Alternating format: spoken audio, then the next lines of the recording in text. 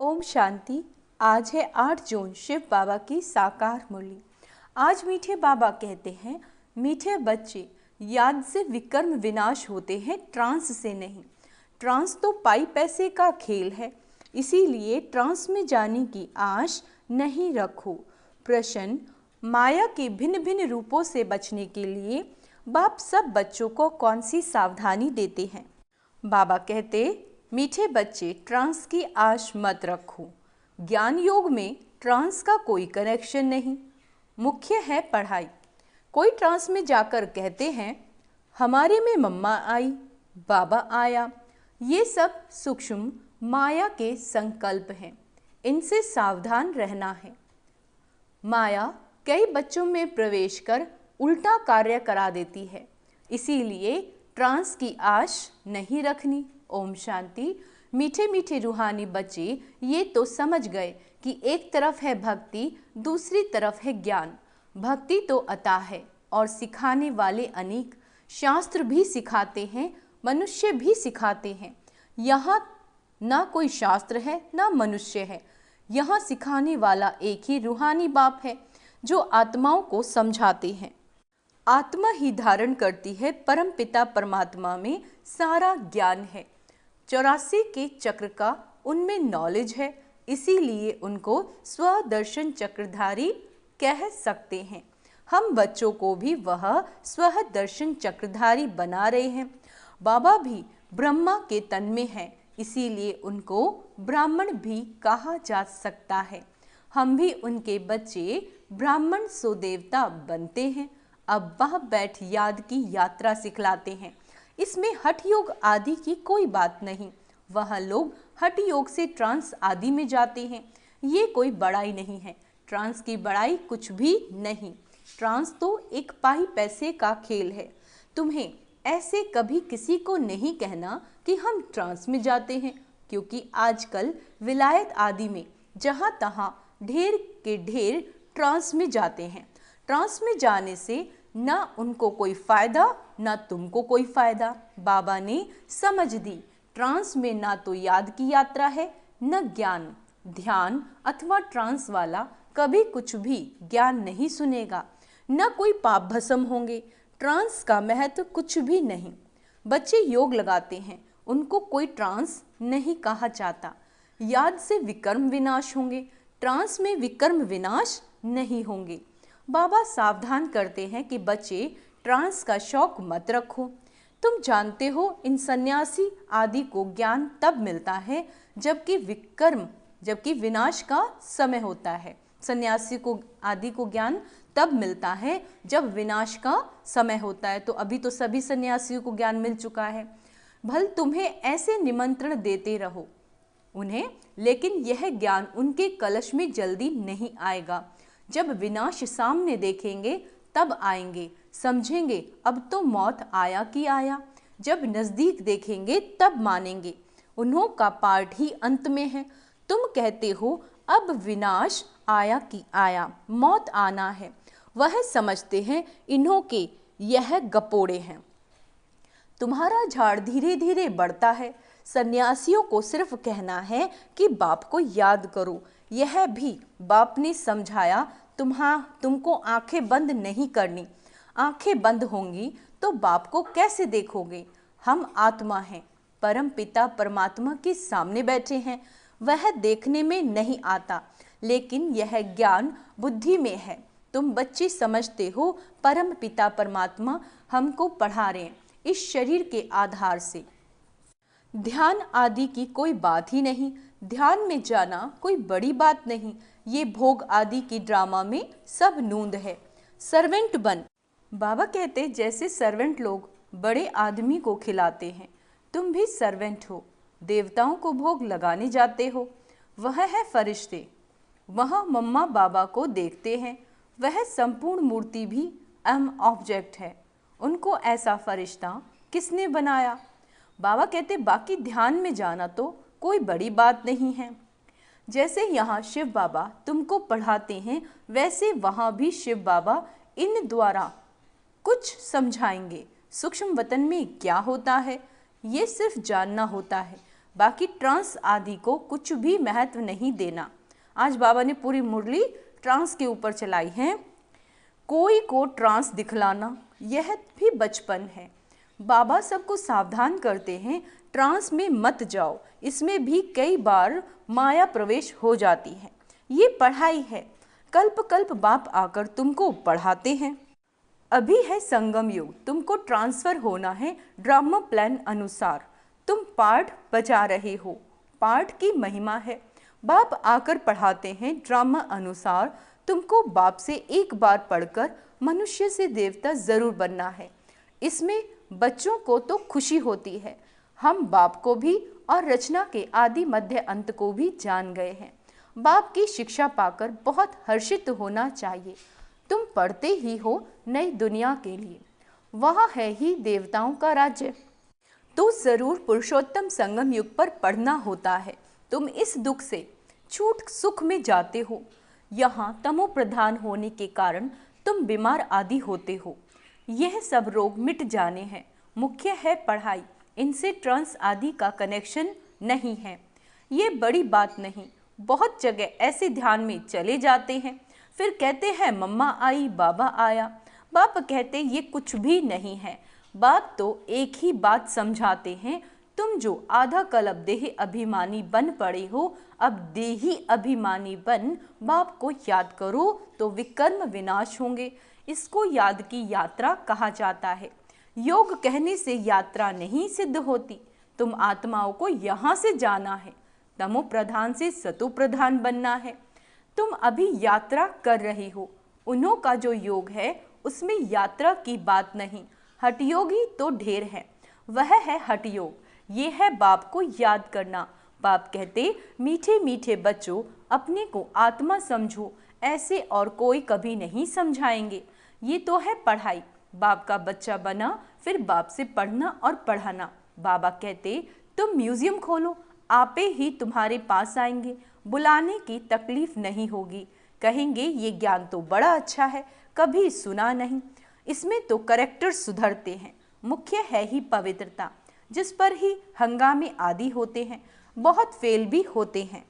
बाबा कहते तुम्हारी अवस्था ऐसी हो जाती है जो इस दुनिया में होते हुए उनको देखते नहीं हैं। खाते पीते भी तुम्हारी बुद्धि उस तरफ हो। जैसे बाप नया मकान बनाते हैं तो सबकी बुद्धि नए मकान की तरफ चली जाती है ना। अभी नई दुनिया बन रही है। बेहद का बाप बेहद का घर बना रहे हैं। तुम जानते हो हम स्वर्गवासी बनने के लिए पुरुषार्थ कर रहे हैं। क्या बनने के लिए? स्वर्गवासी। अब चक्र पूरा हुआ, अब हमको घर और स्वर्ग में जाना है, तो उसके लिए पावन भी जरूर बनना है।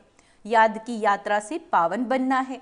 याद में ही विघ्न पड़ते हैं, इसमें ही तुम्हारी लड़ाई है। पढ़ाई में लड़ाई की बात नहीं होती। पढ़ाई तो बिल्कुल सिंपल है। 84 के चक्र की नॉलेज तो बहुत सहज है। बाकी अपने को आत्मा समझ बाप को याद करो, इसमें है मेहनत। बाप कहते याद की यात्रा भूलो मत। कम से कम 8 घंटा तो जरूर याद करो। शरीर निर्वाह के लिए कर्म भी करना है, नींद भी करनी है। सहज मार्ग है ना। अगर कहे नींद ना करो तो ये तो हठ योग हो गया। हठ योगी तो बहुत हैं। बाप कहते हैं उस समय कुछ भी नहीं देखो, उससे कुछ फायदा नहीं। कितने हठ योग आदि सिखलाते हैं। ये सब है मनुष्य मत। तुम आत्माएं हो, आत्मा ही शरीर ले पाठ बजाती है। अंडरलाइन करेंगे। बाबा ने कहा तुम आत्माएं हो, आत्मा ही शरीर ले पाठ बजाती है, डॉक्टर आदि बनती है, परंतु मनुष्य देह अभिमानी बन पड़े हैं। मैं फलाना हूँ, है ना। अभी तुम्हारी बुद्धि में है हम आत्मा हैं, बाप भी आत्मा है। इस समय तुम आत्माओं को परम पिता पढ़ाते हैं। इसीलिए गायन है आत्माएं परमात्मा अलग रहे बहुकाल, सुंदर मेला कर दिया जब सतगुरु मिला दलाल। बाबा कहते कल्प कल्प मिलते हैं। बाकी जो भी सारी दुनिया है वो सब देह अभिमान में आकर देह समझ ही पढ़ते और पढ़ाते हैं। बाप कहते हैं मैं आत्माओं को पढ़ाता हूँ। जज बैरिस्टर आदि भी आत्मा बनती है। तुम आत्मा सतो प्रधान पवित्र थे, फिर तुम पाठ बजाते बजाते सब पतित बने हो। तब पुकारते हो बाबा आकर हमको पावन आत्मा बनाओ। बाप तो है ही पावन, यह बात जब सुने तब धारणा हो। तुम बच्चों को धारणा होती है तो तुम देवता बनते हो और कोई की बुद्धि में बैठेगा नहीं। क्यों? क्योंकि यह है नई बात, यह है ज्ञान, वो है भक्ति। तुम भी भक्ति करते करते देह अभिमानी बन जाते हो। अब बाप कहते बच्चे आत्म अभिमानी बनो, यानी कि मैं आत्मा हूँ, इसे पक्का करो। हम आत्माओं को बाप इस शरीर द्वारा पढ़ाते हैं। घड़ी घड़ी याद रखो, ये एक ही समय है जब आत्माओं का बाप परम पिता पढ़ाते हैं। बाकी तो ढेर ड्रामा में कभी पार्ट ही नहीं है सिवाय इस संगम युग के। इसीलिए बाप फिर भी कहते हैं मीठे मीठे बच्चों, अपने को आत्मा निश्चय करो, बाप को याद करो। बाबा कहते ये बड़ी ऊंची यात्रा है, चढ़े तो चाके बैकुंठ रस। विकार में गिरने से एकदम चकनाचूर हो जाते हैं, फिर भी स्वर्ग में तो आएंगे, लेकिन पद बहुत कम होगा। यह राजाई स्थापन हो रही है, इसमें कम पद वाले भी चाहिए। सब थोड़े ही ज्ञान में चलते हैं, फिर तो बाबा को बहुत बच्चे मिलने चाहिए। अगर मिलते हैं तो भी थोड़े टाइम के लिए।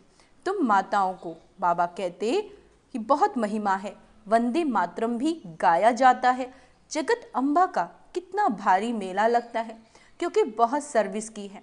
जो बहुत सर्विस करते हैं वह बड़ा राजा बनते हैं। बाबा कहते दिलवाड़ा मंदिर में तुम्हारा ही यादगार है। तुम बच्चियों को तो बहुत टाइम निकालना चाहिए। तुम भोजन आदि बनाती हो तो बहुत शुद्ध भोजन याद में बैठ बनाना चाहिए, है ना। आत्मिक स्वरूप में स्थित होना है और भोजन बाबा की याद में बनाना है। जो किसी को खिलाए तो उनका भी हृदय शुद्ध हो जाए। ऐसे बहुत थोड़े हैं जिनको ऐसा भोजन मिलता होगा। अपने से पूछो, हम शिव बाबा की याद में रहकर भोजन बनाते हैं जो खाने से ही उनके हृदय पिघल जाए। घड़ी खड़ी याद भूल जाती है। बाबा कहते भूलना भी ड्रामा में नूंद है, क्योंकि तुम 16 कला तो अभी बने नहीं हो, संपूर्ण बनना जरूर है। पूर्णिमा की चंद्रमा में कितना तेज होता है, फिर कम होते होते लकीर जाकर रहती है। घोर अंधियारा हो जाता है, फिर घोर सूझरा। यह विकार आदि छोड़ बाप को याद करते रहेंगे तो तुम्हारी आत्मा संपूर्ण बन जाएगी। तुम चाहते हो महाराजा बने, परंतु सब तो बन ना सके। पुरुषार्थ सबको करना है। बाबा क्या कहते हैं? पुरुषार्थ सबको करना है। कोई तो कुछ पुरुषार्थ नहीं करते, इसीलिए महारथी घुड़सवार प्यादे कहा जाता है। महारथी थोड़े होते हैं, प्रजा व लश्कर जितना होता है उतने कमांडर्स व मेजर्स नहीं होते। तुम्हारे में भी कमांडर्स, मेजर, कैप्टन हैं, प्यादे भी हैं। तुम्हारी भी ये रूहानी सेना है ना। सारा मदार है याद की यात्रा पर, उनसे ही बल मिलेगा। तुम हो गुप्त वॉरियर्स। बाप को याद करने से विकर्मों का जो किचड़ा है वो भस्म हो जाता है। बाप कहते धंधा धोरी भल करो, बाप को याद करो। तुम जन्म जन्मांतर के आशिक हो, एक माशूक के। अब वह माशूक मिला तो उनको याद करना है। आगे भल याद करते थे, परंतु विकर्म विनाश थोड़े ही होते थे। बाप ने बताया तुमको यहाँ तमो प्रधान से सतो प्रधान बनना है, आत्मा को ही बनना है। आत्मा ही मेहनत कर रही है। इसी जन्म में तुम्हें जन्म जन्मांतर की मैल को उतारना है। यह है मृत्यु लोक का अंतिम जन्म, फिर जाना है अमरलोक। आत्मा पावन बनने बिगाड़ तो जा नहीं सकती। सबको अपना अपना हिसाब किताब चुक चुक करके जाना है। अगर सजाएं खाकर जाएंगे तो पद कम हो जाएगा। जो सजा नहीं खाते वह सिर्फ माला के 8 दाने कहे जाते हैं। 8 रत्नों की ही अंगूठी आदि पहनते हैं। ऐसा बनना है तो बाप को याद करने की बहुत मेहनत करनी है। बाबा ने देखो चॉइस भी दे दी कि 8 रत्नों में आना है तो बाबा को याद करने की बहुत बहुत मेहनत करनी है। अच्छा, मीठे मीठे सिकीला दे बच्चों प्रति माता पिता बाप दादा का याद प्यार और गुड मॉर्निंग। रूहानी बाप की रूहानी बच्चों को नमस्ते। हम रूहानी बच्चों की रूहानी बाप दादा को याद प्यार गुड मॉर्निंग नमस्ते। मीठे बाबा शुक्रिया, बाबा शुक्रिया। धारणा के लिए मुख्य सार, संगम युग पर स्वयं को ट्रांसफर करना है। संगम युग पर स्वयं को ट्रांसफर करना है। पढ़ाई और पवित्रता की धारणा से अपने करैक्टर सुधारने हैं। ट्रांस आदि में जाने का शौक नहीं रखना। शरीर निर्वाह अर्थ कर्म भी करना है, नींद भी करनी है, हठ योगी नहीं बनना, लेकिन याद की यात्रा को कभी भूलना नहीं है। समय पर सोना है और अपना काम भी करना है। तो काम करते समय आप योग ज़्यादा से ज़्यादा कीजिए। योग युक्त होकर शुद्ध भोजन बनाओ और खिलाओ, जो खाने वाले का हृदय पावन और शुद्ध हो जाए, है ना। जब खाना बनाते हो तो पहले 2 मिनट बाबा को याद करो, बाबा आ जाओ, ये आपका किचन है, ये आपके बच्चे हैं, आओ अपनी पवित्र किरणों से इन आत्माओं का भोजन शुद्ध हो, ताकि ये भी शुद्ध हो जाएं। और फिर बाबा की याद में भोजन बनाओ, ठीक है। वरदान है, अपनी सूक्ष्म शक्तियों पर विजयी बनने वाले, अपनी सूक्ष्म शक्तियों पर विजयी बनने वाले राज ऋषि, स्वराज्य अधिकारी आत्मा भव। कर्म इंद्रिय जीत बनना तो सहज है, लेकिन मन बुद्धि संस्कार, ये जो हमारी सूक्ष्म शक्तियों पर विजयी बनना, ये सूक्ष्म अभ्यास है। जिस समय जो संकल्प जो संस्कार इमर्ज करना चाहे, ध्यान देंगे, जिस समय जो थॉट जो संकल्प और जो संस्कार इमर्ज करना चाहे, वही संकल्प वही संस्कार सहज अपना सकें, इसको कहते हैं सूक्ष्म शक्तियों पर विजय, अर्थात राज ऋषि स्थिति। अगर संकल्प शक्ति को ऑर्डर करो कि अभी अभी एकाग्रचित्त हो जाओ, तो राजा का ऑर्डर उसी घड़ी उसी प्रकार से मानना, ये है राज्य अधिकारी की निशानी, है ना। इसी अभ्यास से अंतिम पेपर में पास होंगे। आप ऑर्डर करें मन को कि पहुंच जाओ 1 सेकंड में परम धाम, है ना, और मन तुरंत परम धाम पहुंच जाए, तो ऐसा अभ्यास, ऐसी एकाग्रता ही अंतिम समय में हमें पास कराएगी। स्लोगन है, सेवाओं से जो दुआएं मिलती हैं, जो हम सेवा करते हैं, चाहे स्थूल में सेवा कर रहे हैं या सूक्ष्म मनसा सेवा कर रहे हैं, तो बाबा कहते हैं सेवाओं से जो दुआएं मिलती हैं, यही सबसे बड़े से बड़ी देन है। इसीलिए बेहद की सेवा हमेशा करनी है, दुआएं ज़्यादा से ज़्यादा कमानी है। अच्छा, ओम शांति। तो आज का स्वमान अभ्यास करेंगे। मैं राज ऋषि हूँ, स्वराज्य अधिकारी हूँ, मैं स्वदर्शन चक्रधारी हूँ, मैं सहज योगी हूँ, है ना। सहज योगी का लेंगे तो कर्म करते करते भी हम योग कर सकेंगे। अच्छा, ओम शांति।